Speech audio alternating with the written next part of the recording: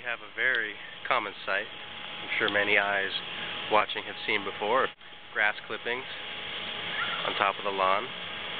One of the most common responses is, oh, that looks kind of funky, all those grass clippings. Let's rake them up and put them in the trash can for the county to pick up and take away. Or some people are a little bit more ingenuitive. They'll take these grass clippings and mix them in with their compost pile, utilizing them, making use of the resource. Other people will just leave them because they don't want to pick them up, or maybe they have a understanding that what just grew there maybe should stay there. And so they'll leave the grass clippings so that their lawn can have those nutrients that they just grew. Or some people will put them in their worm casting bins.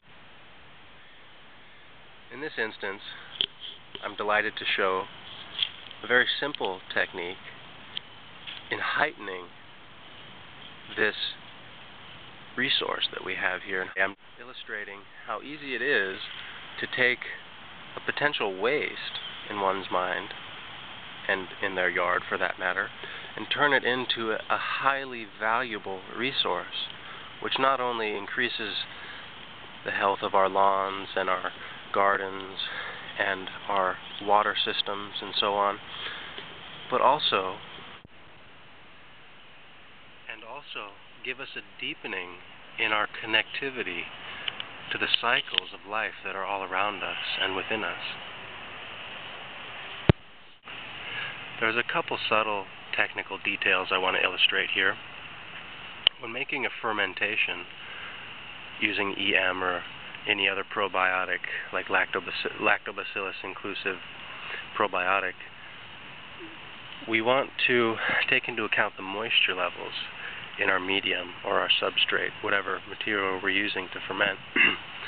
So often cases, if you have fresh wet grass that's just clipped, it's nice to leave it out for a few hours and let it dry out and then use it after that, because it typically has a little bit too much moisture. If it's all bagged up in that state, there's too much moisture in the entire mass, and this is because we're looking for a moisture by volume ratio, which is anywhere between, I would say, 20 and 40%. And there's a lot of leeway there. Essentially, we want our medium to be wet, but not so wet that it would drip.